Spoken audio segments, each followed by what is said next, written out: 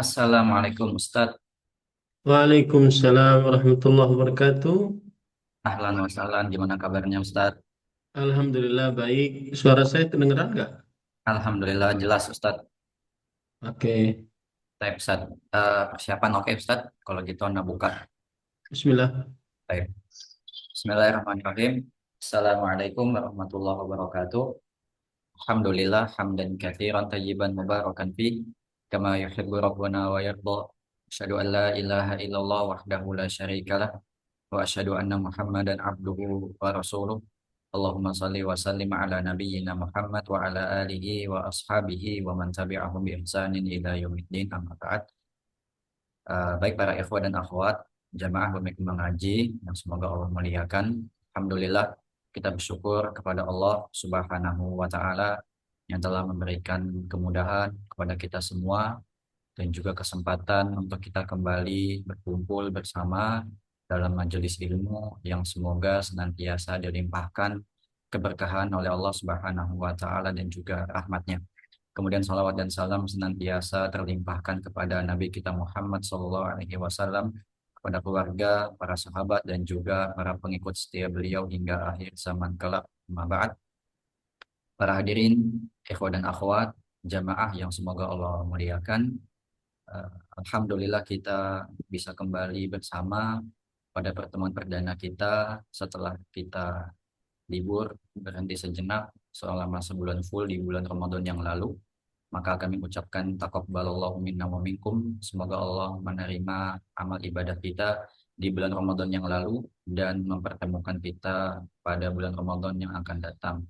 Dan semoga semangat ibadah kita di bulan Ramadan yang lalu senantiasa terjaga, istiqomah dan konsisten pada hari-hari setelah bulan Ramadan. Amin ya rabbal alamin. Kemudian para hadirin yang semoga Allah muliakan, kami ucapkan terima kasih jazakumullah khairan atas partisipasinya pada kajian malam hari ini dan juga tak lupa kami ucapkan terima kasih kepada Ustadz yang telah meluangkan waktunya untuk hadir di tengah-tengah kita. Barakallahu fikum. Dan seperti biasanya di setiap kajian kita nanti ada sesi tanya jawab. Kami persilahkan kepada para hadirin yang ingin bertanya kepada Ustadz bisa menuliskan pertanyaannya di kolom chat dikirimkan kepada kami untuk kami bacakan, atau bagi yang ingin bertanya langsung bisa nanti tekan tombol raise hand untuk selanjutnya kami persilahkan bertanya langsung kepada Ustadz. Baik, mari kita persiapkan diri kita sama-sama menyimak dan juga mencatat faedah-faedah yang akan disampaikan oleh Ustadz, dan waktu tempat kami persilakan kepada Ustadz. Tafadhol ya Ustadz. Barakallahu fiik. Assalamualaikum warahmatullahi wabarakatuh. Bismillahirrahmanirrahim. Innalhamdalillah. Nahmaduhu wa nasta'inuhu wa nastaghfiruh wa na'udzu billahi min syururi anfusina wa sayyiati a'malina. Man yahdihillahu fala mudilla lahu wa man yudlil fala hadiya lahu. وأشهد أن لا إله إلا الله وحده لا شريك له وأشهد أن محمدا عبده ورسوله يا أيها الذين آمنوا اتقوا الله حق تقاته ولا تموتن إلا وأنتم مسلمون يا أيها الناس اتقوا ربكم الذي خلقكم من نفس واحدة وخلق منها زوجها وبث منهما رجالا كثيرا ونساء واتقوا الله الذي تساءلون به والأرحام إن الله كان عليكم رقيبا يا أيها الذين آمنوا اتقوا الله وقولوا قولا سديدا يصلح لكم أعمالكم ويغفر لكم ذنوبكم ومن يطع الله ورسوله فقد فاز فوزا عظيما أما بعد فإن أصدق الحديث كتاب الله وأحسن الهدي هدي محمد صلى الله عليه وعلى آله وسلم وشر الأمور محدثاتها وكل محدثة بدعة وكل بدعة ضلالة وكل ضلالة في النار. Alhamdulillah kita bersyukur pada Allah Subhanahu wa taala pada hari ini, hari Jumat malam Sabtu, malam yang ke-16 atau ke-15 Syawal 1447 Hijriah bertepatan dengan 3 April atau afwan, ya 3 April 2026. Kita kembali dimudahkan oleh Allah Subhanahu wa taala untuk duduk bersama mengkaji kembali kitab Taujihat Islamiyah li Islahil Fardi wal Mujtama'. Bimbingan Islam untuk pribadi dan masyarakat yang ditulis oleh Fadilat Syekh Muhammad bin Jamil Zainu rahimahullah. Salawat dan salam semoga selalu Allah berikan kepada Nabi kita Muhammad sallallahu alaihi wa ala alihi wasallam, pada keluarga beliau, para sahabat, serta orang-orang yang mengikuti beliau sampai hari kiamat kelak. Dengan nama-nama Allah yang husna dan sifat-sifatnya yang ulia, kita berdoa, Allahumma inna nas'aluka ilman nafi'an wa rizqan tayyiban wa amalan mutaqabbala. Wahai Allah, sesungguhnya kami mohon kepada Engkau ilmu yang bermanfaat, rezeki yang baik, dan amal yang diterima. Allahumma amin. Ahibati fillah, afani Allah wa iyyakum kaum muslimin yang saya cintai karena Allah. Semoga Allah Subhanahu wa taala selalu memberikan afiat kepada kita di dunia dan di akhirat.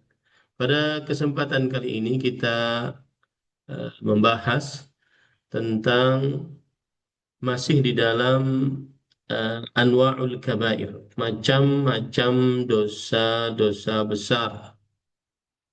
Dan pada pertemuan sebelumnya kita membahas tentang al-kabair fil aqidah, dosa-dosa besar di dalam perkara akidah, seperti kesyirikan akbar, memalingkan macam-macam ibadah kepada selain Allah, berdoa kepada orang mati, beramal dengan hukum undang-undang yang menyelisihi hukum Islam, atau kesyirikan asghar, yaitu melakukan riya, memperlihatkan dan memperbagus amal ibadah demi pujian manusia, atau juga yang lain-lain yang sudah kita pelajari. Yang kedua adalah dosa-dosa besar di dalam perkara nyawa dan akal, seperti membunuh tanpa kebenaran, membakar manusia, hewan dengan api, kemudian mengganggu orang-orang yang lemah, berbuat zalim terhadap istri,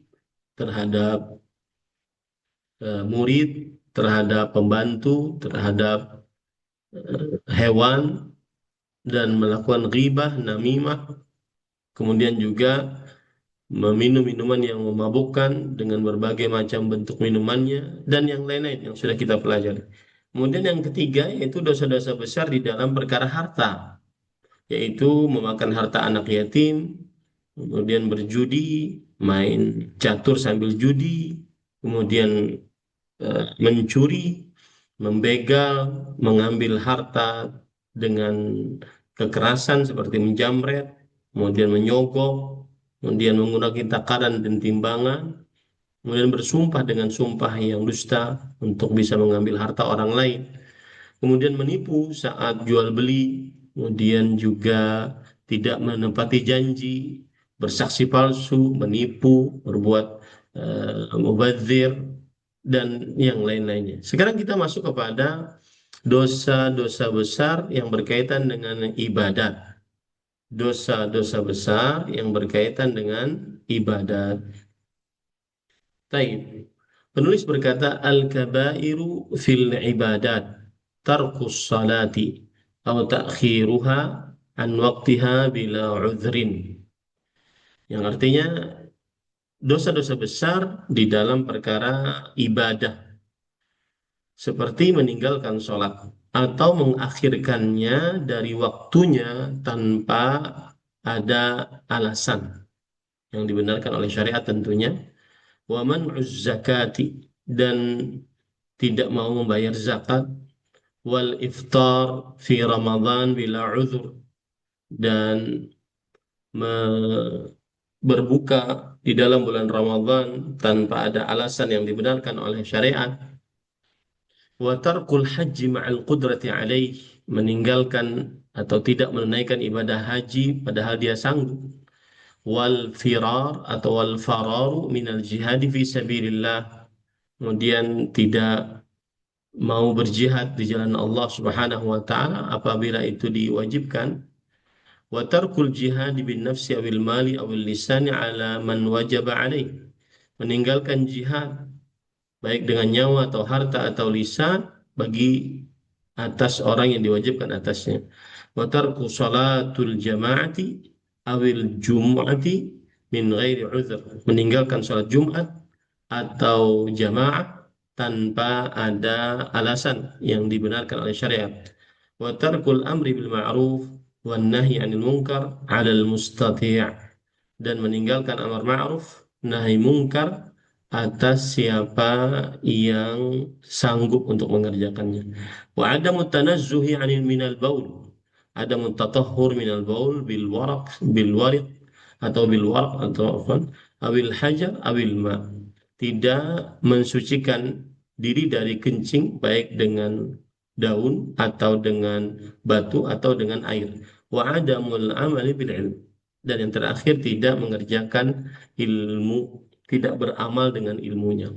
Taib, ahibati fillah, afani Allah wa iyyakum, kita akan bahas satu-satu berkaitan dengan dosa-dosa besar dalam perkara ibadah. Dosa-dosa besar dalam perkara ibadah. Yang pertama yaitu tarkus salah, meninggalkan sholat. Meninggalkan sholat, kalau meninggalkannya karena menolak kewajiban sholat, bukan hanya sekedar berdosa besar, tetapi dia adalah telah kafir. Saya ulangi, barang siapa yang meninggalkan sholat karena menolak kewajiban sholat, maka berarti dia telah kafir. Dalilnya ijma yang dinukil oleh Fadilat Syekhul Islam Taqiyuddin Ahmad bin Abdul Halim Al-Harrani rahimahullah di dalam kitab Majmu'ul Fatawa, amma tarikus salati fahadha illam yakun mu'taqidan liwujubiha fahuwa kafirun bin nassi wal ijma'. Adapun meninggalkan salat, maka jika ia tidak meyakini kewajiban sholat, maka ia berarti telah kafir dengan nas, dengan dalil yang tegas dari Al-Quran atau hadis dan ijma. Kemudian adapun meninggalkan sholat karena malas atau karena meremehkan, barang siapa yang meninggalkan sholat sama sekali, tidak pernah sholat sama sekali dalam hidupnya, baik itu sekali ataupun dua kali tidak pernah, karena malas ataupun karena meremehkan, maka ia pendapat yang lebih kuat keluar dari agama Islam juga.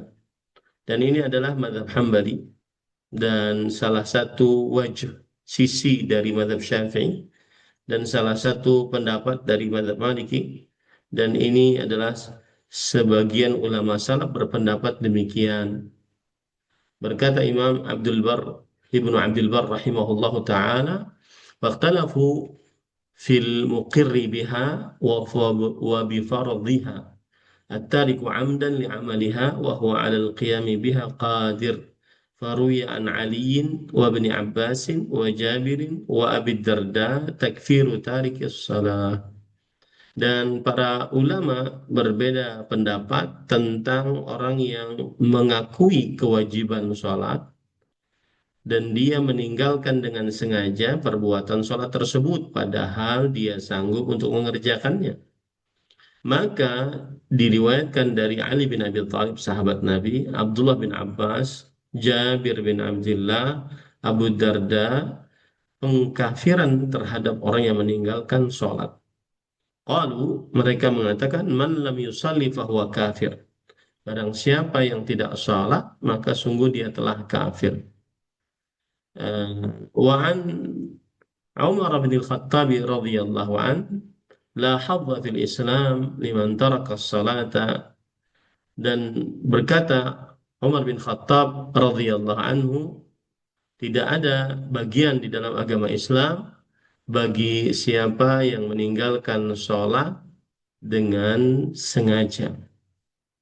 Wa an Ibnu Mas'ud radhiyallahu anhu, man lam yusalli fala dina lah. Dan dari Abdullah bin Mas'ud radhiyallahu anhu, barang siapa yang tidak sholat maka tidak ada agama atasnya. Disebutkan di dalam kitab Al-Istidhkar. Ini semua menunjukkan bahwasanya barang siapa yang meninggalkan sholat sama sekali karena malas ataupun karena meremehkan, maka dia kafir menurut sebagian ulama salafus saleh. Berkata Imam An-Nawawi rahimahullah, Yahya bin Syaraf An-Nawawi, ulama Islam bermadzhab Syafi'i abad ke-7 Hijriah, dalam kitab beliau Al-Majmu' Syarhul Muhadzab, fi madzahibil ulama fi man taraka as-salata takasulan ma'tiqadihi wujubaha, qala ta'ifatun yakfuru wa yujra alaihi ahkamul murtaddin fi kulli syai'. وهو مروي عن علي بن أبي طالب، وبه قال ابن المبارك وإسحاق بن راهويه، وهو أصح الروايتين عن أحمد، وبه قال منصور الفقيه من أصحابنا. Di dalam pendapat-pendapat para ulama rahimahumullahu ta'ala tentang orang yang meninggalkan sholat dengan sengaja, disertai dengan disertai dengan malas, apa, dengan sengaja karena malas, tapi dia meyakini kewajibannya, maka berkata sebagian ulama, orang tersebut kafir dan diberlakukan padanya hukum-hukum orang-orang yang murtad di dalam segala sesuatu. Dan pendapat ini adalah pendapat yang diriwayatkan dari Ali bin Abi Thalib dan juga pendapat Abdullah bin Mubarak dan Ishaq bin Rahawai. Dan ini adalah salah satu pendapat yang lebih sahih dari Imam Ahmad, dan juga ini adalah pendapat dari Mansur al-Faqih dari mazhab Syafi'i rahimahullahu ta'ala. Makanya Syekhul Islam Ibnu Taimiyah rahimahullah dalam kitab Majmu'ul Fatawa mengatakan, wa takfiru tarikis salah huwa al-masyhurul ma'thuru an jumhuris salaf minas sahabati wat tabi'in. Dan pengkafiran orang yang meninggalkan sholat dialah yang masyhur dan teriwayatkan dari kebanyakan para ulama salaf, dari para sahabat, para tabi'in rahimahumullahu ta'ala. Jadi itu meninggalkan sholat dengan seluruhnya karena malas atau karena meremehkan, maka dia kafir. Itu adalah pendapat sebagian ulama salaf, bahkan pendapat kebanyakan para ulama salaf dari para sahabat, para tabi'in. Dan dia juga pendapatnya madhab jumhur ahli hadis, kebanyakan para ulama ahli hadis, ya, sebagaimana yang dinukilkan oleh Imam Al-Marwazi di dalam kitab Ta'zim Qadris Salah. Dan ini adalah pendapat Syekhul Islam Taimiyah, kemudian pendapat Imam Ibnu Qayyim Al-Jauziyah rahimahullah, kemudian juga dipilih oleh Imam Ibnu Utsaimin rahimahullah ta'ala.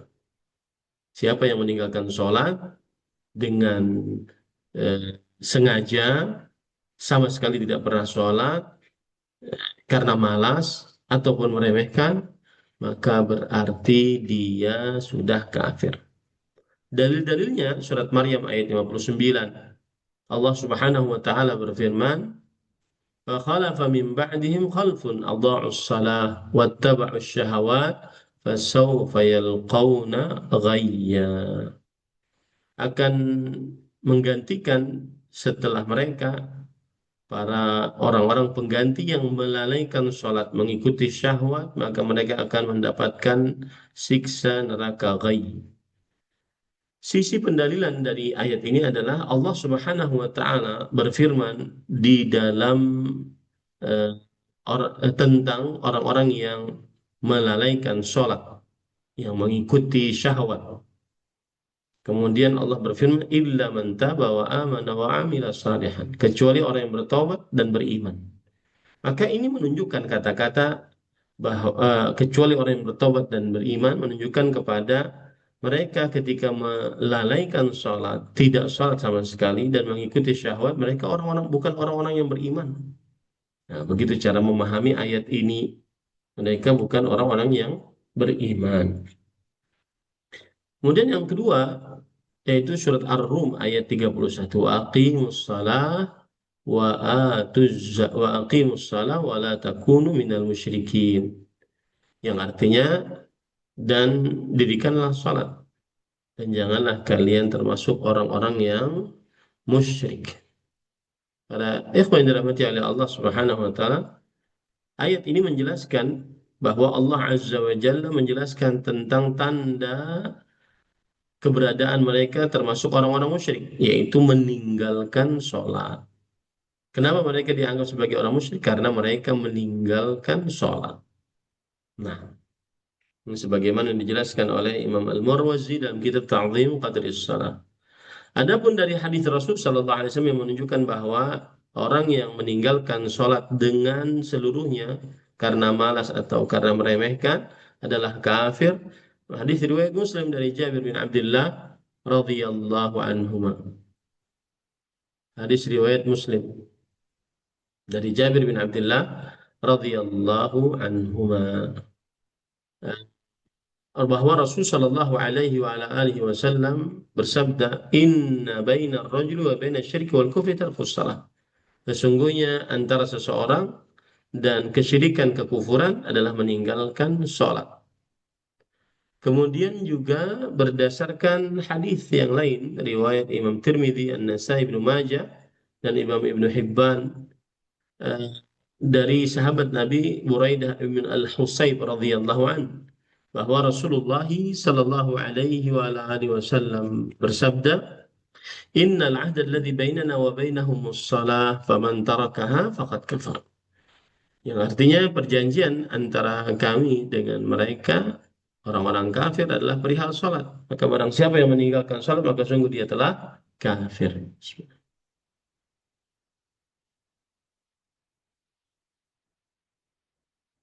Saya minum pakai tangan kanan ya. Sisi pendalilan dari dua hadis ini adalah bahwa makna yang menyeluruh seperti jenis.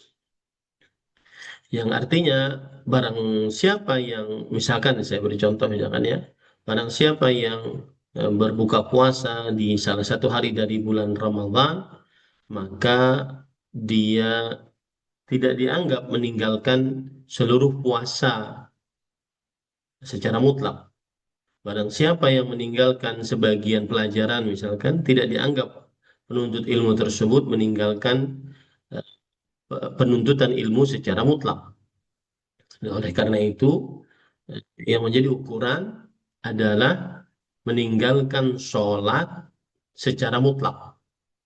Itu tidak pernah sholat sama sekali karena malas dan karena meremehkan, maka dia telah kafir. Itu yang dihukumi oleh kafir.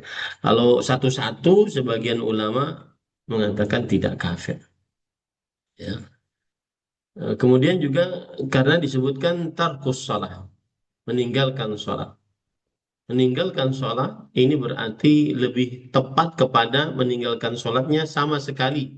Tidak pernah sholat sama sekali. Ya. Barang siapa yang meninggalkan satu sholat atau dua sholat, maka tidak dinamakan dia meninggalkan jenis sholat. Tetapi dia meninggalkan salah satu sholat.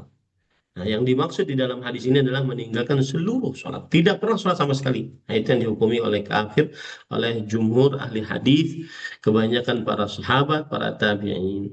Nah, kemudian hadis riwayat Bukhari dan Muslim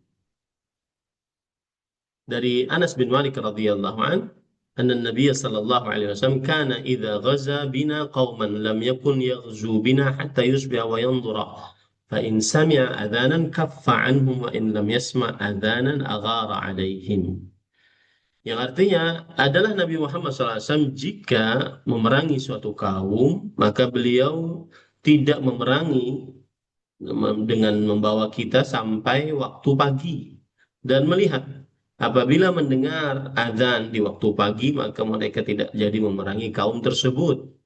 Dan apabila mereka tidak mendengar, maka mereka akhirnya mengepung kaum tersebut untuk diperangi. Sisi pendalilan dari hadis ini adalah hadis ini menunjukkan bahwa pendirian sholat mewajibkan hukum Islam. Karena sesungguhnya azan dikumandangkan adalah ajakan untuk mengerjakan sholat. Maka apabila azan menjadi konsekuensi dihukumi dengan Islam, maka sholat dia adalah maksud yang paling agung dari azan tersebut. Artinya apabila tidak sholat maka dia kafir. Dan yang dimaksud dengan tidak sholat di sini adalah tidak sholat sama sekali. Ya, tidak sholat sama sama sekali.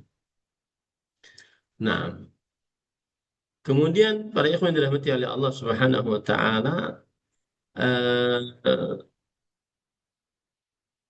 dalil yang lain yaitu hadis yang keempat yang menunjukkan kafirnya orang yang meninggalkan sholat dengan sengaja tanpa ada alasan yang dibenarkan sholat dan tidak pernah sholat sama sekali karena malas, ya.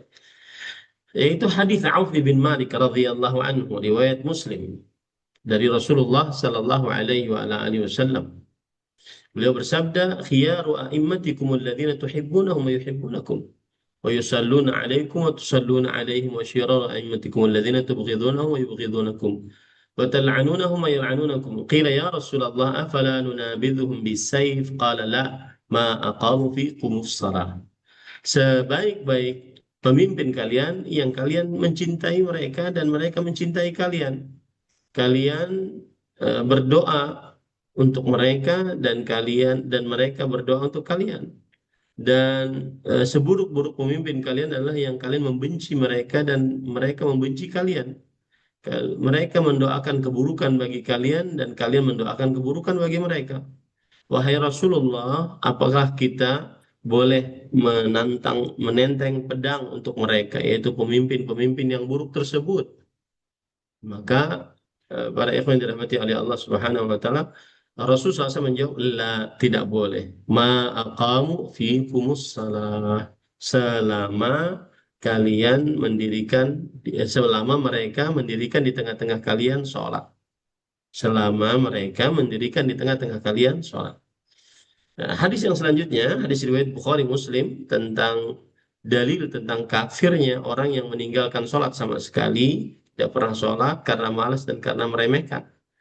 Yaitu hadis Ubadah bin Samit radhiyallahu anhu riwayat Bukhari dan Muslim. Beliau berkata, da'ana Nabi sallallahu alaihi wasallam fabaya'na. Kami dipanggil oleh Rasul sallallahu alaihi wasallam. Lalu kami membaiat Rasulullah sallallahu alaihi wa ala alihi wasallam. فقال فيما أخذ علينا أن بايعنا على السمع والطاعة في منشتنا ومكرهنا.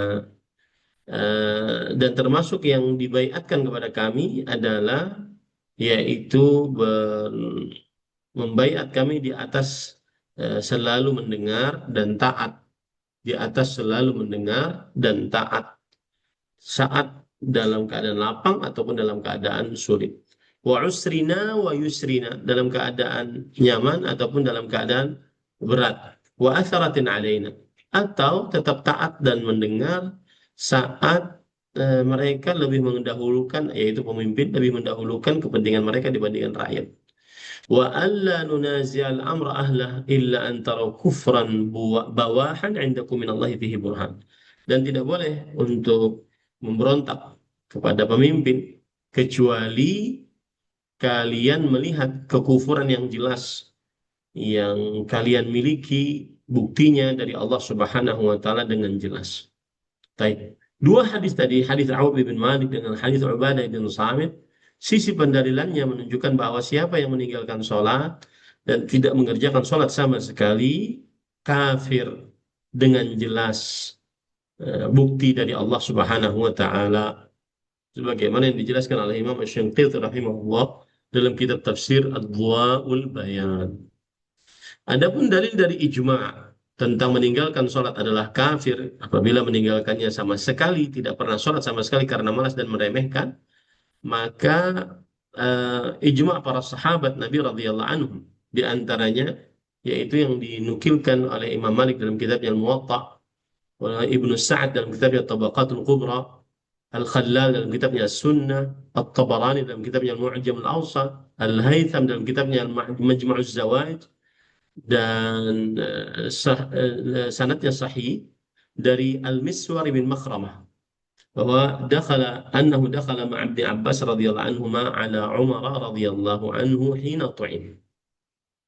Suatu ketika Al-Miswar bin Makhramah masuk bersama Abdullah bin Abbas menemui Umar bin Khattab. Saat itu Umar bin Khattab radhiyallahu anhu dalam keadaan sudah ditombak oleh orang-orang Syiah Rafidhah.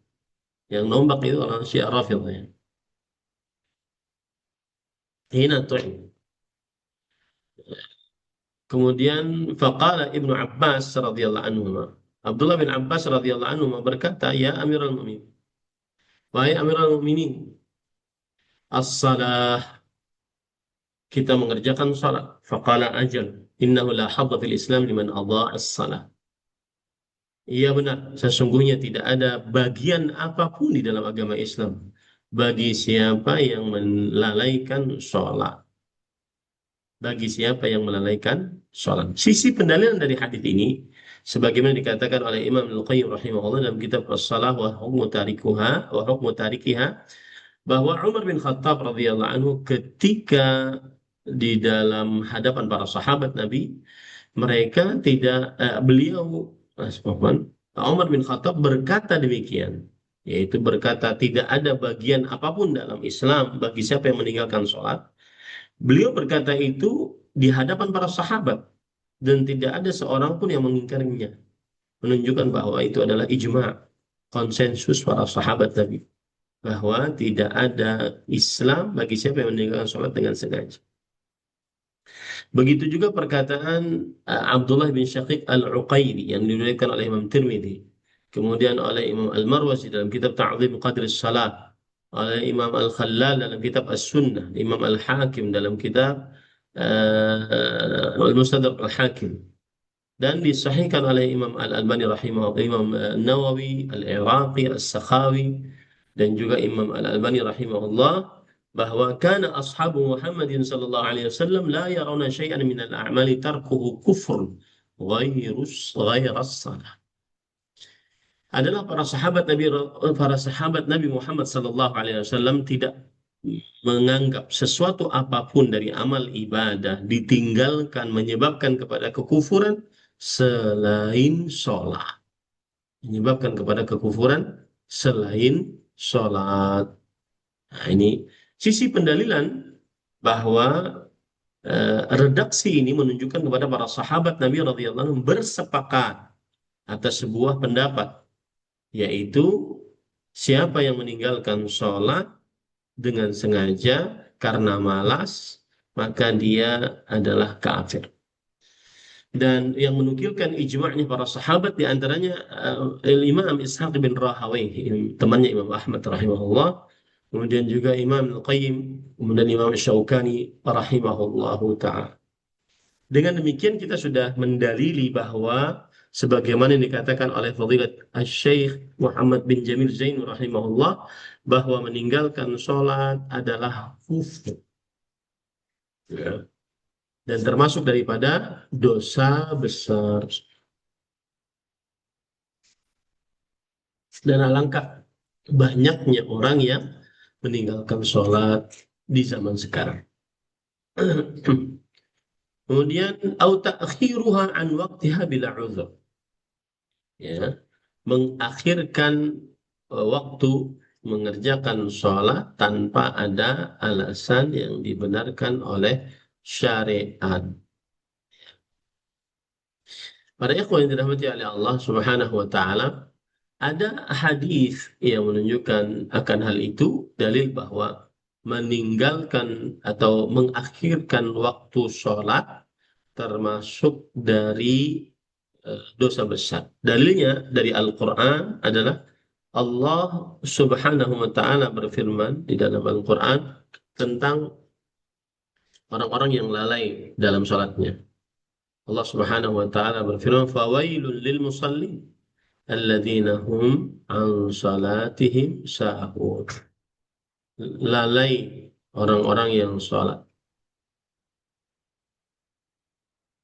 Neraka wail maksud saya bagi orang-orang yang sholat.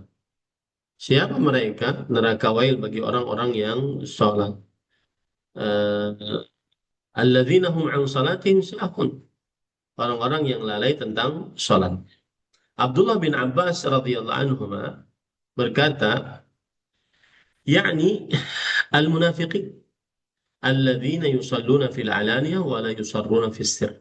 Yaitu orang-orang munafik yang mereka eh, la, sholat di saat di hadapan khalayak ramai dan tidak sholat saat sendirian.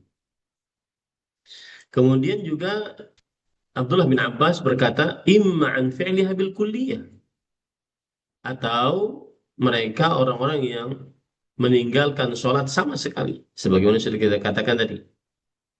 Kemudian juga dikatakan oleh Masruq, muridnya Abdullah bin Abbas, Abdullah bin Mas'ud, dan Abu Duha, imma an fi'liha fil waqtil muqaddari laha syar'a, fayukhrijuha an waqtiha bil kulliyah. Atau mereka melalaikan sholat dari waktu yang sudah ditentukan secara syariat.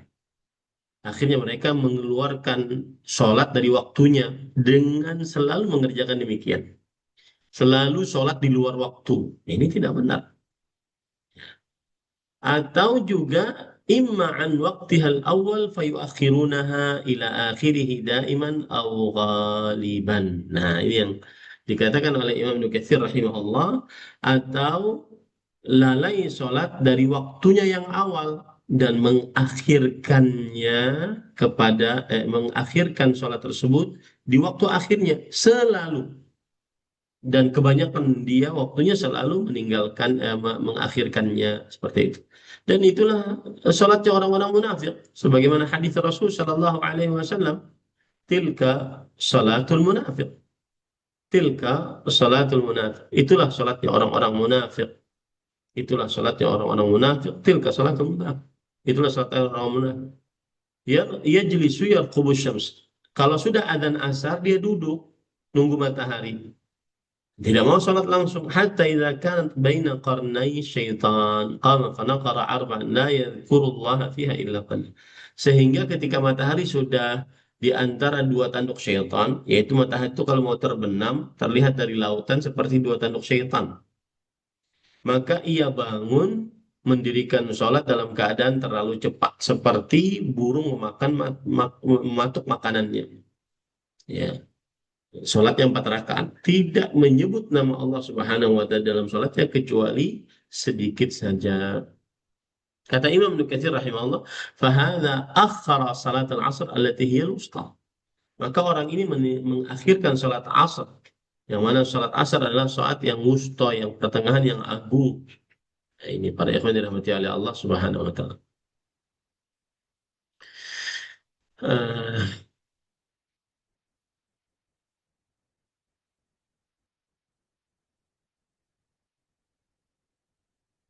Kemudian pada ikhwan dirahmati oleh Allah Subhanahu wa Ta'ala,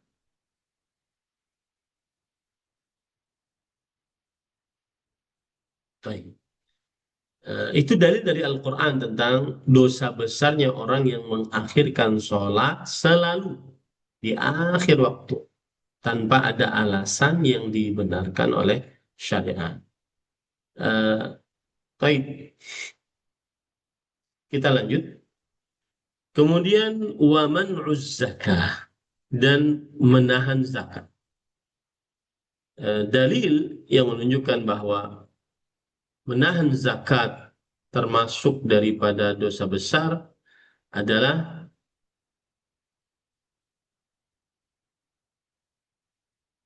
ayat Al-Quran dalam surah At-Taubah ayat 34, 35. Walladzina yaknizuna adh-dhahaba wal-fiddah wa la yunfiquna fi sabilillah fabashshirhum bi'adzabin alim. Yauma tarawnaha tadhhabu kullu apa? Ya, ada ini. والذين يكنزون الذهب والفضة ولا ينفقون في سبيل الله فبشرهم بعذاب أليم يوم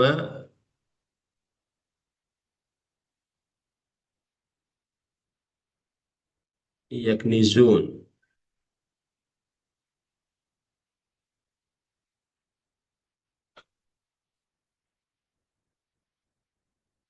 يوم يحمى عليها في نار جهنم فتكوى جباههم وجنوبهم وظهورهم هذا ما كنزتم لأنفسكم فذوقوا ما كنتم تكنزون ya.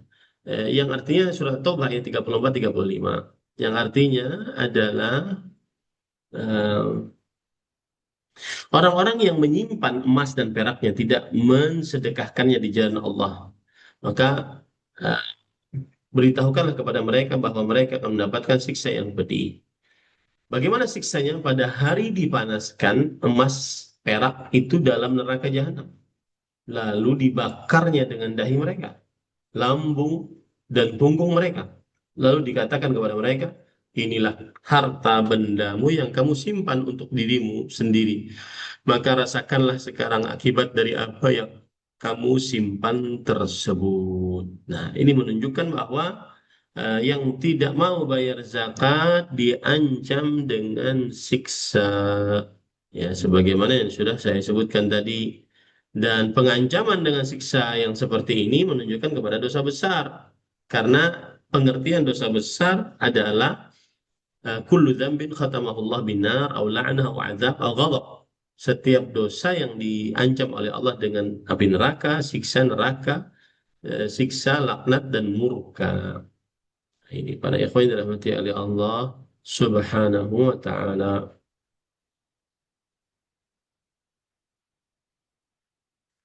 Kemudian juga ada beberapa dalil yang menunjukkan akan hal ini. Di antara dalil-dalilnya adalah yaitu hadis Rasul Shallallahu Alaihi wa ala alihi Wasallam.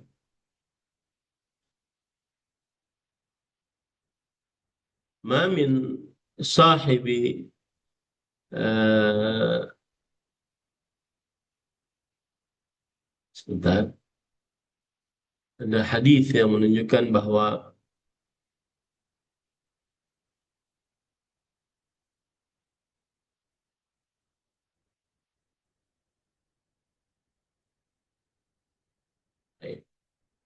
ini dia.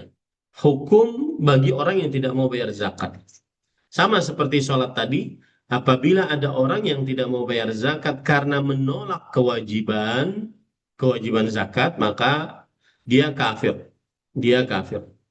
Ya, karena menolak kewajiban zakat, maka dia kafir. Dan ini ijma' dinukilkan oleh para ulama. Di antaranya Imam Ibnu Abdul Bar dalam kitabnya Al-Istidhkar, amma man mana'aha jahidan laha fahiya riddatun bi ijma'. Adapun yang menahan zakat karena menolak kewajiban zakat, maka itu adalah kemurtadan dengan ijma' para ulama rahimahullah. Imam Nawawi rahimahullah berkata dalam kitabnya Al-Minhaj Syarah Nawawi wal Sahih Muslim, فإن من أنكر فرض الزكاة في هذه الأزمان كان كافرا بإجماع المسلمين. Maka barang siapa yang mengingkari kewajiban zakat di masa-masa ini, maka itu adalah kafir dengan ijma'nya para kaum muslimin. Nah, karena juga salah satu sebabnya adalah zakat min al-asya al-ma'lum min ad-din bid-darurah. Zakat termasuk daripada perkara yang sangat dimaklumi kewajibannya di dalam perkara agama. Taib. Adapun barang siapa yang menahan tidak mau bayar zakat karena bodoh, tidak tahu tentang kewajiban zakat, karena bodoh tidak tahu tentang kewajiban zakat, maka eh, siapa yang menahan tidak mau bayar zakat karena bodoh tidak tentang kewajiban zakat seperti orang yang baru masuk Islam, maka sesungguhnya dia tidak kafir. Akan tetapi dia diajarkan tentang hukum kewajiban zakat tersebut dengan kesepakatan para ulama yang empat dari mazhab fikih yang empat. Eh, Sebagaimana surat Al-Isra ayat 15. Wa ma kunna mu'adzibin hatta nab'atha rasula. Maka kita tidak menyiksa sampai kita mengutus para rasul alaihi wassalatu wassalam. Adapun hukum bagi siapa yang menahan zakat karena bakhil. Nah, menahan zakat karena bakhil. Di sini ada yang bertanya, Radika Putra, apa hukum nama Ana Wisnu, tapi orang tua niatnya Wisnu itu nama Jalan Wismanusa, disingkat Wisnu. Maka jawabannya asal hukum bernama tersebut tidak mengapa, ya, tidak mengapa insya Allah. Karena orang tua memberi nama tidak mesti harus dengan dikaitkan dengan nama salah satu Tuhan yang diyakini oleh selain agama Islam. Nah, kemudian para ikhwan dirahmati oleh Allah, yang menahan zakat karena bakhil, maka tidak kafir dengan kesepakatan madzhab fikih yang empat. Madzhab Hanafi, Maliki, Syafi'i, dan Hambal. Dalilnya yang menunjukkan akan hal ini adalah hadis riwayat Muslim. Rasul Shallallahu Alaihi Wasallam bersabda,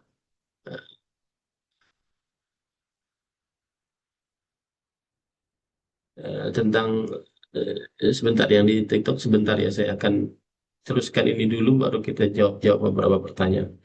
ما من صاحب ذهب ولا فضة لا يؤدي منها حقها إلا إذا كان يوم القيامة صفحت له صفائح من نار فأغمي عليها في نار جهنم فيكوى بها جنبه وجبينه وظهره كلما بردت أعيدت له في يوم كان مقداره 50,000 سنة حتى يقضى بين العباد فيرى سبيله إما إلى الجنة وإما إلى النار. Tidaklah orang yang memiliki emas ataupun perak tidak mau menunaikan darinya haknya, melainkan pada hari kiamat ia akan lempengan-lempengan emas tersebut dijadikan lempengan api, lalu dipanaskan di dalam api neraka jahanam, lalu ditempelkan di dahinya, di punggungnya, ataupun di lambungnya. Setiap kali mendingin maka diulangi lagi, di mana hari itu masanya sekitar 50.000 tahun. Sampai selesai hisab hamba-hamba. Lalu baru dilihat nasibnya apakah dia ke surga ataupun ke neraka. Sisi pendalilan dari hadis ini adalah kalau seandainya meninggalkan zakat kafir, maka tidak ada kesempatan baginya untuk ke surga atau ke neraka. Karena kafir tidak ada nasib kecuali nerakanya Allah Subhanahu. Kafir tidak ada nasib kecuali nerakanya Allah Subhanahu wa taala. Nah ini. Baik. Kalau kita lihat hadis-hadis Rasul Shallallahu Alaihi Wasallam dan juga dalil-dalil dari Al-Quran, apa hukum orang yang tidak mau bayar zakat karena bakhil tadi? Jadi dia tidak kafir, tapi dia dosa besar, ya dosa besar. Maka hukumnya di antaranya yang sudah saya sebutkan dari surat Taubah ayat 34-35, yaitu emas dan peraknya dipanaskan dalam api neraka jahanam, kemudian ditempelkan pada dahinya, punggungnya, dan lambungnya.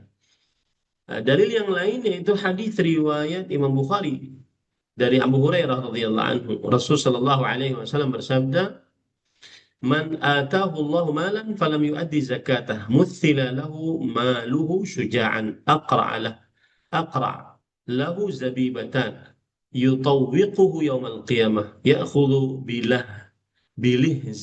بلهزمتيه يعني شدقيه ثم يقول أنا مالك أنا كنزك ثم تلا ولا يحسبن الذين يبخلون بما آتاهم الله من فضله هو خير لهم بل هو شر لهم سيطوقون ما بخلوا به يوم القيامة ولله ميراث السماوات والأرض والله بما تعمل خبير.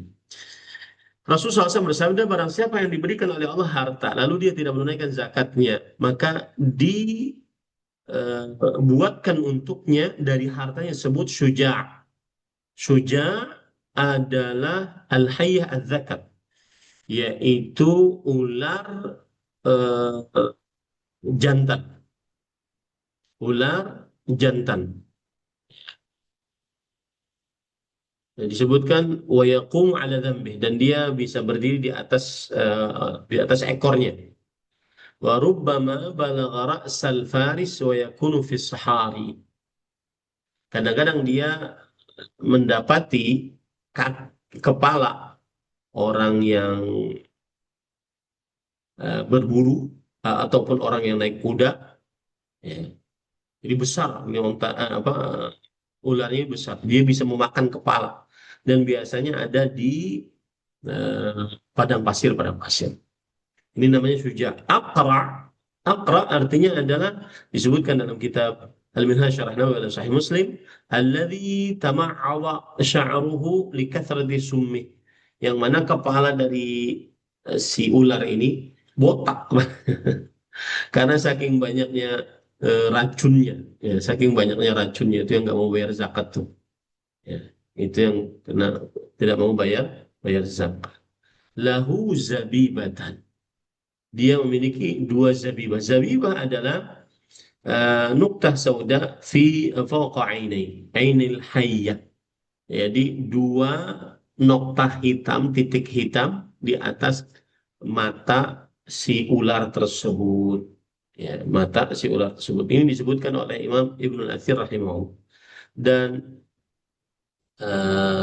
ini menunjukkan bagaimana besarnya ular tersebut, bagaimana berbisanya ular tersebut.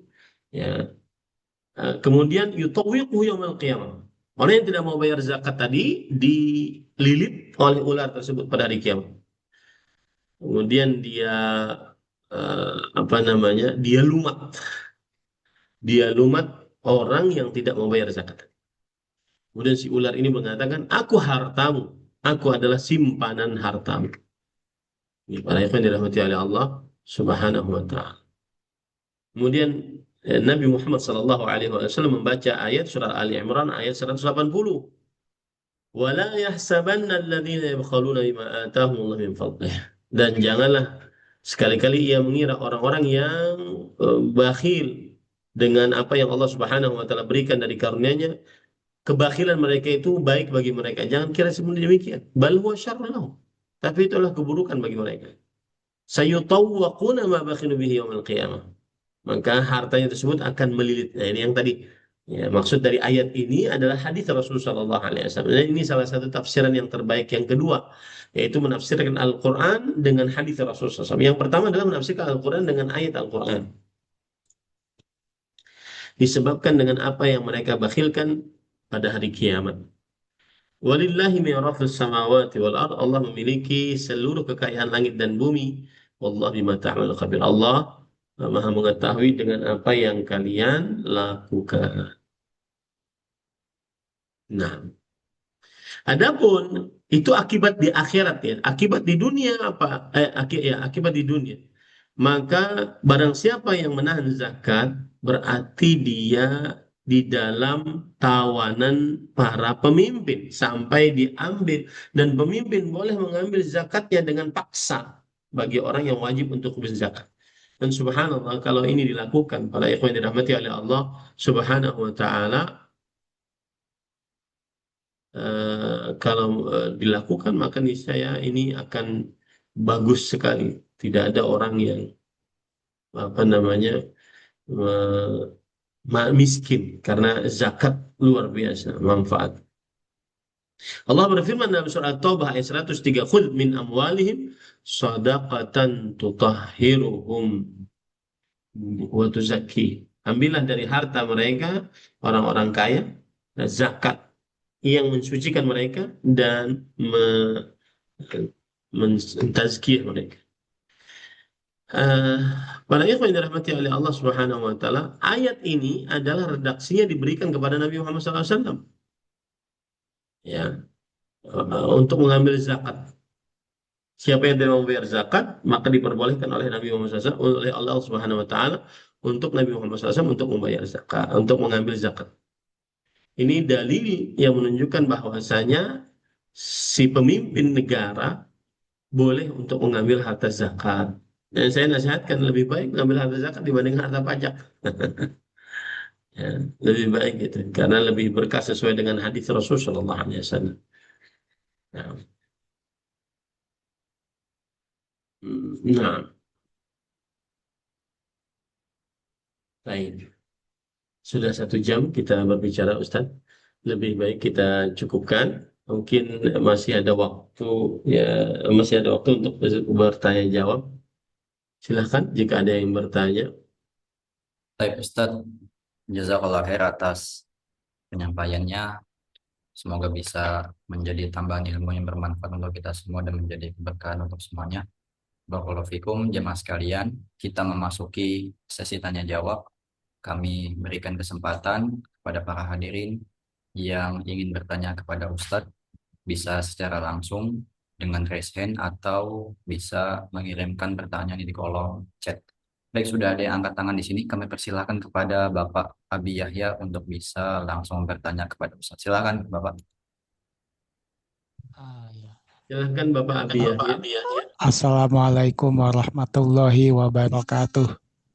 Waalaikumsalam warahmatullahi wabarakatuh. Ustaz, saya ada kejadian mengenai sholat ini. Ustaz, ini kejadiannya sebelum Ramadan ya. Ya, Saya waktu itu kan pengen sholat maghrib gitu ya. Pengen sholat maghrib. ah, Ini bulan Sya'ban. Pengen sholat maghrib itu mampir di satu masjid gitu. Satu suaranya agak masjid. keras ya, Pak. Ya, ya Ustaz. Dulu ketika bulan Sya'ban ini, saya waktu maghrib ya Ustaz, mampir lah pengen sholat maghrib gitu di satu masjid. Ya. Tapi masjid itu banyak orang gitu, saat ngeriung gitu, nggak tahu ngapain. Saya sampai mau ke situ aja susah gitu. Terus akhirnya ke tempat lain lagi sama begitu juga. Ke tempat lain lagi sama begitu juga. Akhirnya ada satu masjid gitu yang ngasih space lah dikit lah buat ini, buat sholat gitu. Saya terpaksa sholat di situ. Tapi berisiknya bukan main Ustaz. Saya sampai nggak konsen. Akhirnya udahlah, saya pergi mutusin. Habis itu waktu Isya saya gabung lah sholat itu sama Isya. Itu hukumnya Berisiknya gimana gimana, Ustaz? Pak? Sholat Bapak ke masjid, lalu berisik. Orang itu ngeriung gitu, Ustaz. Ngeriung baca-baca nggak jelas apa-apa gitu, nggak tahu acara apa. Habis Itu sholat atau bagaimana, Pak? itu apa uh, ini habis sholat. Oke. Ya, yang jelas Mereka itu ngeriung gitu. lanjut, Pak. Bapak akhirnya menjamak dengan Isya. Gara-gara ada apa saya nggak konsen gara-gara ini acara mereka itu di masjid gitu. Itu sampai sampai Isya pun sampai malam pun mereka juga masih kayak begitu. Ya. Itu gimana Ustaz? Saya akhirnya nyari masjid yang agak sepi baru saya sholat di situ. Ya. Bismillah, alhamdulillah, wassalatu wassalamu ala Rasulillah wa ala alihi wa ashabihi wa man wala, amma ba'd. Apabila kita pergi ke masjid untuk sholat maghrib, kemudian ternyata mereka apa namanya mengerjakan setelah sholat maghrib itu acara-acara, maka kita tetap ikut sholat berjamaah di situ. Kemudian eh, kalau seandainya kita sedang safar, boleh saja kita menjamaknya. Allah Subhanahu wa taala berfirman, "Idza darabtum fil ardh falaysa 'alaikum junahun an taqsuru minas shalah." Jika kalian bepergian di bumi, maka tidak mengapa kalian menjamak sholat. Ya, menjamak sholat. Falaysa 'alaikum junahun an taqsuru, afwan, mengqasar sholat maksud saya. Tidak apa kita kalau saat safar kita mengqasar sholat, dan kalau seandainya kita diperlukan untuk menjamak saat safar, maka tidak mengapa. Begitu Pak. Adapun rame orang sholat, kemudian kita tidak mendapati masjid, ya berarti kita bisa sholat di masjid tersebut tetap saja, tetapi dengan suasana yang ramai tadi. Itu lebih utama, Pak, sholat di masjid. Ya. Itu yang saya pahami dari pertanyaan Bapak ya, wallahu a'lam. Silahkan yang lain. Baik, Boleh lagi Ustaz?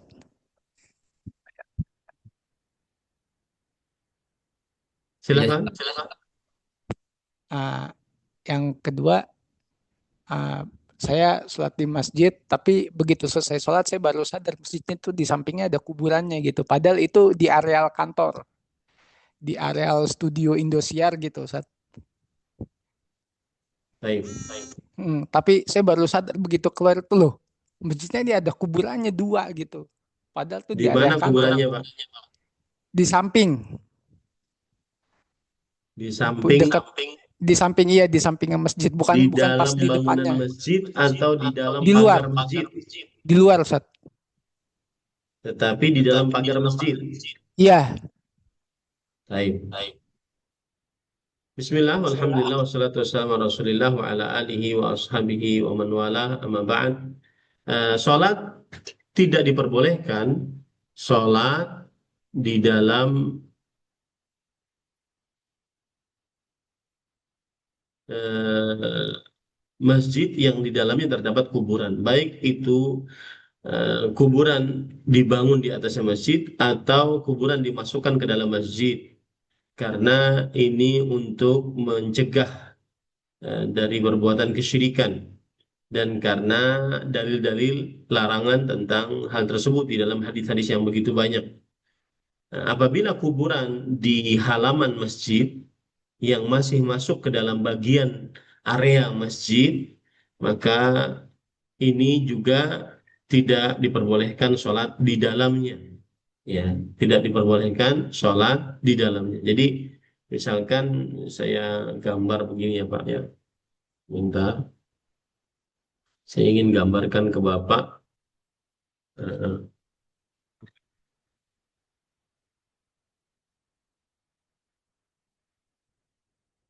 Nah, ini ada gambar. Ini masjid ya Pak ya. Ini kiblatnya di sini, ya, kiblatnya di sini. Kemudian bangunan masjidnya cuma segini saja. Kemudian kuburannya di sini, atau di sini, atau di sini, atau di sini. Sedangkan ini pagar. Nah, yang paling tidak boleh di sini kalau kuburannya di dalam sini. Nah, tidak boleh sholat di dalamnya karena dalil yang akan saya sebutkan. Sedangkan kalau seandainya sholat di sini juga ini termasuk dari bagian tanah masjid karena dia di dalam kuburan, di dalam areal masjid, di dalam areal masjid itu tidak diperbolehkan. Karena berdasarkan dalil-dalil yang ada, dan dalil-dalilnya diantaranya adalah yaitu eh, Rasul Shallallahu Alaihi Wasallam bersabda, "La'anallahu al-Yahud wan Nasara ittakhadhu qubur anbiya'ihim masajid." Allah melaknat kaum Yahudi dan Nasrani yang menjadikan kuburan nabi-nabi mereka sebagai masjid, sebagai masjid. Kemudian juga Rasul SAW bersabda, "La'natullah 'alal Yahud wan Nasara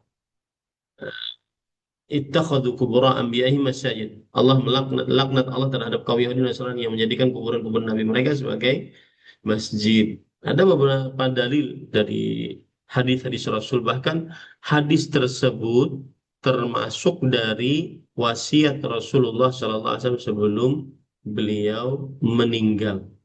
Ya, sebelum beliau meninggal. Di antara hadis-hadisnya saya bacakan ya beberapa hadis tentang hal ini.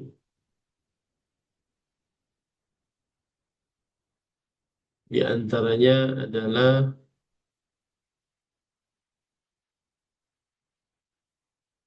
Nabi Muhammad Sallallahu Alaihi Wasallam 3 hari dan 5 hari, sebagaimana dalam hadis Anas bin Malik, kemudian dalam hadis Ummu Salamah, dari hadis riwayat Bukhari Muslim dari Aisyah radhiyallahu anha dan Abdullah bin Abbas, kedua-duanya berkata, "Lamma nazala bi Rasulillah sallallahu alaihi wasallam tafiqa yatrahu khamisatan ala wajhi, fa idza tamma kashafaha an wajhihi faqala huwa kadzalik.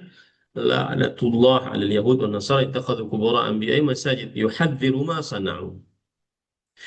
Dari Aisyah radhiyallahu anha istri Nabi dan Abdullah bin Abbas radhiyallahu anhuma sepupu Rasul sallallahu alaihi wasallam, kedua-duanya berkata ketika Rasul sallallahu alaihi wasallam dalam keadaan sekarat, beliau menutup wajah beliau dengan kain sampai di atas wajah beliau sampai beliau sesak, kemudian beliau buka wajah. Dalam keadaan demikian, beliau bersabda, laknat Allah terhadap kaum Yahudi Nasrani yang menjadikan kuburan-kuburan nabi-nabi mereka sebagai masjid. Rasulullah SAW memperingatkan agar tidak melakukan seperti yang telah mereka lakukan. Dalam hadis riwayat Bukhari Muslim lainnya dari Aisyah radhiyallahu anha, dan kalau ada hadis dari Aisyah itu berarti Rasulullah itu adalah orang dalamnya Rasulullah SAW.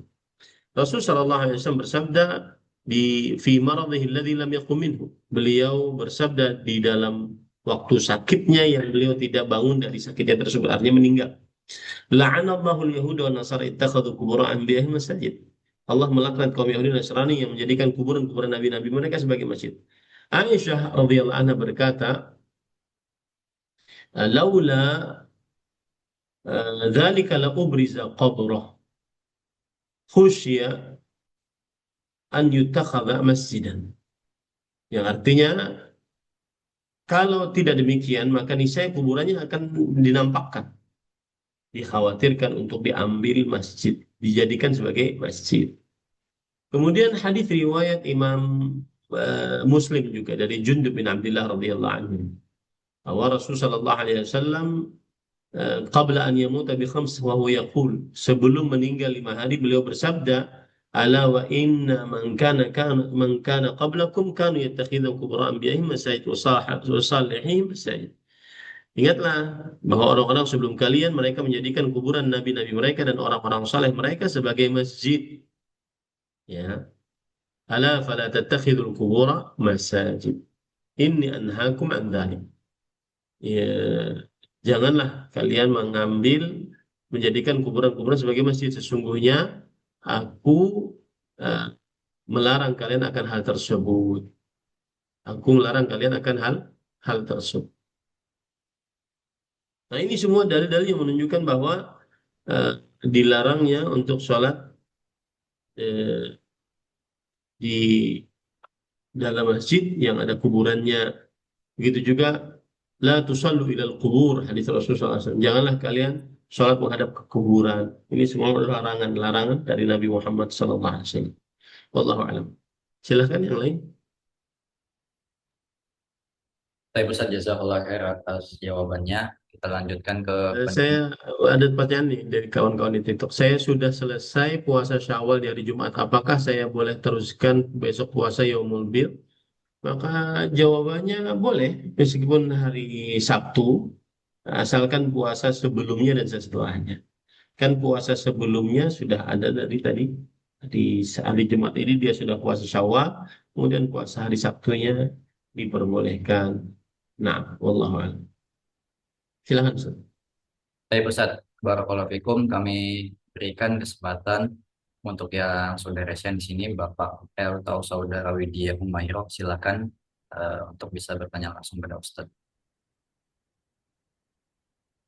Assalamualaikum Ustaz. Waalaikumsalam warahmatullahi wabarakatuh. Silakan Ibu Widya. Ustaz. Kami izin bertanya Ustaz. Mohon dijelaskan mengenai yang dimaksud dengan kufrun duna kufrin dan contoh-contohnya, dan apakah malah sholat itu termaksud dihukumi kufrun duna kufrin? Baik, bismillah, alhamdulillah, wassalatu wassalamu ala rasulillah. Yang dimaksud dengan kufur duna kufur adalah kekufuran yang tidak mengeluarkan dari agama Islam. Seperti seseorang berhukum kepada selain hukum Allah karena hawa nafsu, tidak menghalalkan, maka ini dia kufur duna kufur. Dia adalah kekufuran kecil yang membuat seseorang berdosa besar. Itu yang dimaksud dengan kufur duna kufur. Kemudian apakah meninggalkan sholat termasuk daripada kekufuran duna kekufuran? Jawabannya, kalau sesekali maka pendapat yang lebih dikuatkan pada pertemuan ini adalah bahwa dia tidak keluar dari agama Islam dan tidak juga dinamakan sebagai kekufuran, di bawah kekufuran. Ya, tidak dinamakan sebagai kufuran di bawah kekufuran. tetapi dia melakukan dosa besar kalau mengerjakannya, meninggalkan sholat sekali atau dua kali. Waduh, Yang Ustaz. menjadi pembicaraan adalah apabila dia meninggalkan sholat sama sekali, tidak pernah sholat, maka ini kekufuran akbar keluar dari agama Islam. Wallahu a'lam. Dari Islam. Jazakallah khairan Ustaz. Barak. Silahkan yang lain. Jazakallah khair Ustaz atas jawabannya. Kami coba bacakan yang masuk via kolom chat. Yang pertama dari Uma Siti Linda dari USA. Beliau bertanya, Assalamualaikum warahmatullahi wabarakatuh. Pak Ustadz, yang dimuliakan oleh Allah, semoga selalu berada dalam lindungan Allah Azza wa Jal dan juga selalu dalam keadaan sehat walafiat. Amin. Izin bertanya Pak Ustadz, apabila bergibah itu haram, lalu bagaimana hukum orang-orang yang membicarakan keburukan tokoh-tokoh atau presiden suatu negara di media sosial? Mohon pencerahannya Pak Ustadz. Bismillah, alhamdulillah, wassalatu wassalamu ala rasulillah wa ala alihi washabihi wa man wala, amma ba'd. Haram hukumnya menggibah muslim. Lebih haram lagi menggibah pemimpin muslim. Karena pemimpin muslim itu wajib dimuliakan, didoakan, dihormati, ditinggikan derajatnya, dimuliakan, tidak diperbolehkan, haram. Dan itu adalah akidah Ahlus Sunnah wal Jamaah. Disebutkan di dalam kitab-kitab para ulama, di antaranya dalam kitab I'tiqad Ashabil Hadis, kemudian juga Al-Khallal yang ditulis oleh kitab As-Sunnah yang ditulis oleh Imam Al-Khallal, kemudian juga dalam kitab Al-I'tisam dan yang lain-lainnya. Ini termasuk akidah Ahlus Sunnah wal Jamaah, tidak diperbolehkan untuk menghina para pemimpin. Dan Rasul Shallallahu Alaihi Wasallam pernah bersabda, "Isma'u wa ati'u wa in daraba dhahrak wa akhadha malak." Yang artinya dengarkan, patuhi, meskipun dia memukul punggungmu, mengambil hartamu, dengarkan, patuh. Kemudian bolehkah memberontak? Jawabannya, la. Illa an taraw kufran bawahan indakum minallahi bihi burhan. Tidak boleh memberontak kecuali kamu melihat kekufuran yang jelas dari pemimpin. Tidak boleh menghina pemimpin. Tidak boleh. Dan termasuk pokok dasar akidah Ahlus Sunnah wal Jamaah adalah memuliakan pemimpin kaum muslimin. Dan tidak ada manfaatnya. Rasulullah Shallallahu Alaihi Wasallam memberikan solusi. Wahai Rasulullah, bagaimana kita ingin mengambil hak kita? Kata Rasulullah SAW, tas'alullah alladzi lakum. Mintalah kepada Allah yang merupakan hak kalian. Allah yang ngasih. Minta kepada Allah Subhanahu wa Ta'ala. Dan sebagian orang kalau diberikan solusi ini meremehkan. Itu namanya meremehkan Allah Subhanahu wa Ta'ala. Ya. Sebagian orang ketika diberikan solusi, ketika dia mendapati pemimpinnya adalah pemimpin yang zalim, kemudian dia meremehkan solusi tersebut, dia diberikan nasihat untuk berdoa, dia meremehkan. Itu nasihat Nabi Muhammad SAW. Tas'alullah alladzi lakum. Mohon kepada Allah yang merupakan hak kalian. Tu'adduna alladzi alaikum. Sedangkan kalian sebagai rakyat, maka tunaikan tugas kalian. Mendengar, patuh, taat di dalam hal yang ma'ruf. Tidak boleh memberontak. Saya nasihatkan kepada orang-orang yang menghibah pemerintah yang sah, kemudian muslim ya, kemudian meremehkan kerjaan pemerintah, maka saya nasihatkan, jangan sampai gara-gara perbuatanmu itu akan terjadi chaos. Karena keamanan itu adalah salah satu nikmat yang paling terbesar, terutama di zaman sekarang. Kita tidak ingin seperti itu terjadi di Timur Tengah. Indonesia ini subhanallah, surga dunia setelah Mekah dan Madinah, dua kota suci, itu Indonesia. Subhanallah, semuanya ada. mau ke masjid Anda, mau makanan halal nyaman. Kita sudah pernah keluar negeri, tidak ada yang senyaman Indonesia. Maka jangan sampai dibuat negara ini negara yang menjadi tidak aman. Dan itu bukan syariat Islam. Kita berkata seperti ini bukan untuk menjilat pemerintah. Ini akidah seorang muslim. Dan saya ingin mengatakan sesuatu dalam hal perhatikan baik-baik perkara yang ingin saya sampaikan, yaitu hal yaitu ada sebagian. Perhatikan nih ya.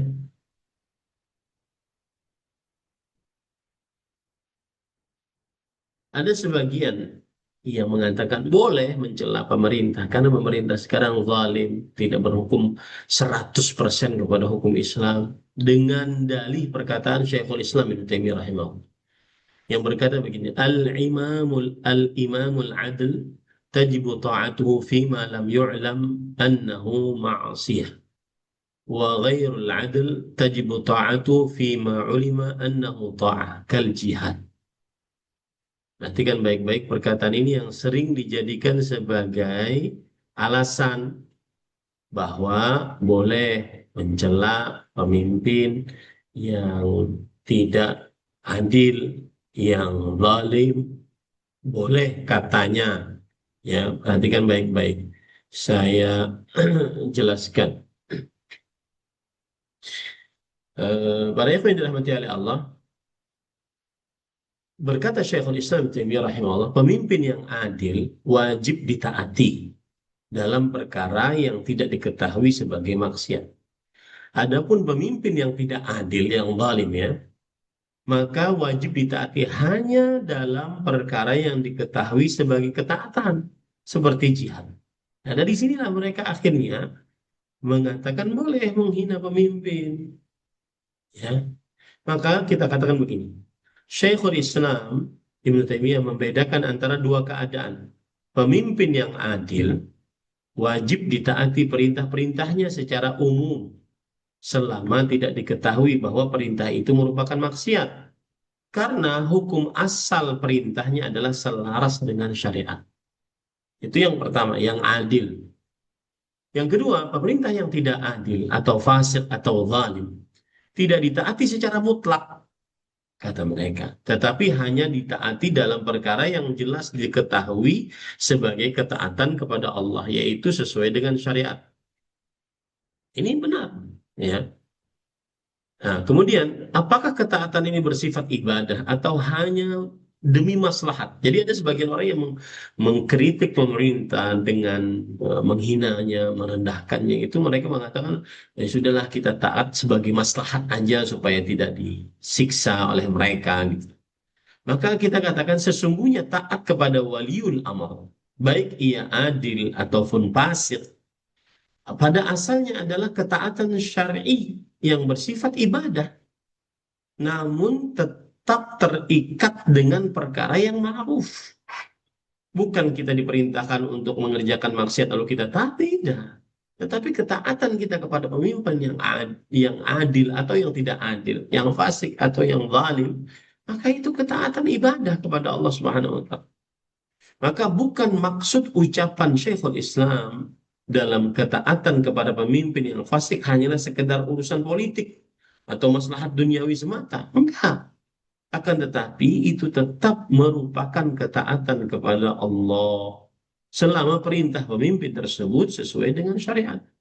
Nabi Muhammad SAW bersabda, "La ta'ata li makhlukin fi maksiatil khaliq." Beliau juga bersabda, "Inna ta'atu fil ma'ruf." Tidak ada ketaatan kepada makhluk dalam perihal bermaksiat kepada Allah yang Maha Pencipta. Beliau juga bersabda, sesungguhnya ketaatan itu hanya dalam perkara yang ma'ruf. Hadis riwayat Bukhari dan Muslim.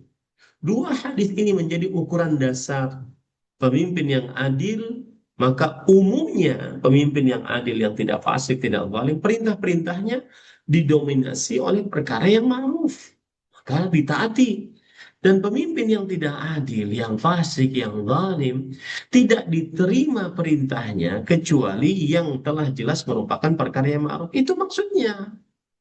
Itu yang kedua. Yang ketiga, kesalahan yang terjadi pada sebagian orang adalah mereka mengira bahwa taat kepada waliul amr yang fasik bukanlah ibadah, melainkan sekedar siasat politik atau maslahat semata. Nah, ini sangat berbahaya karena jika dibuka pintu tersebut, terjadi pemberontakan, menjatuhkan wibawa pemerintahan, dan menjadikan hukum-hukum syariat tunduk kepada hawa nafsu.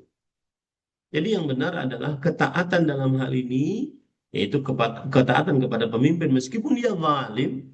Dan subhanallah, ya, siapa sih yang nggak berbuat zalim ke dunia ini? Ya, mana selain Nabi, kemudian khalifah yang empat, ya, mana yang lepas daripada kezaliman? Ya, ini para ikhwan yang dirahmati oleh Allah Subhanahu. Jadi maksudnya adalah ketaatan kepada mereka ini agama, ibadah, dan termasuk mendekatkan diri kepada Allah Subhanahu wa taala. Tapi ingat, bukan ketaatan yang mutlak, melainkan ketaatan yang dibatasi oleh syariat.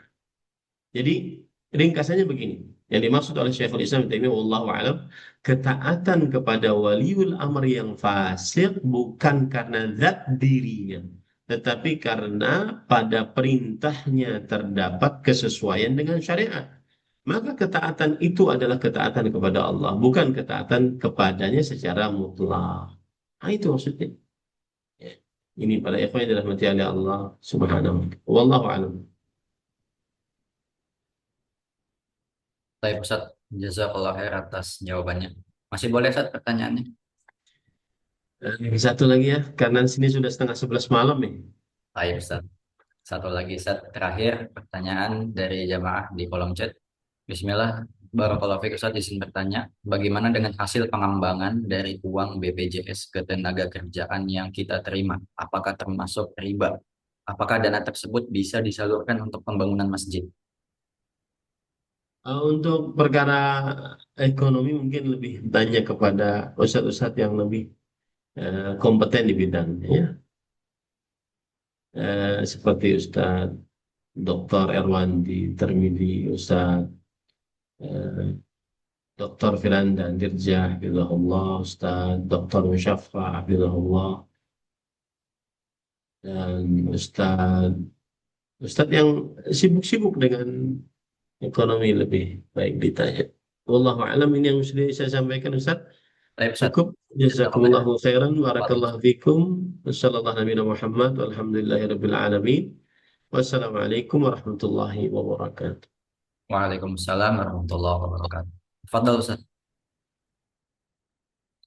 Baik, jazakumullah khair para jamaah yang telah setia bersama kita sampai akhir kajian. Semoga Allah memberikan manfaat atas apa yang kita simak dari faedah yang disampaikan oleh Ustadz. Semoga bisa menjadi amal jariah untuk Ustadz di akhirat kelak dan juga sebagai pemberat kebaikan kita juga di akhirat kelak. Kami mohon maaf jika ada kesalahan selama kajian berlangsung dan mohon maaf juga bagi para jamaah yang belum sempat pertanyaan yang kami bacakan karena keterbatasan waktu yang ada. Semoga dimudahkan untuk pertemuan berikutnya. Wa sallallahu ala nabiyyina Muhammadin walhamdulillahi rabbil alamin. Subhanakallahumma wa bihamdik asyhadu an la ilaha illa anta astaghfiruka wa atubu ilaik. Wassalamualaikum warahmatullahi wabarakatuh. Barakallahu fikum.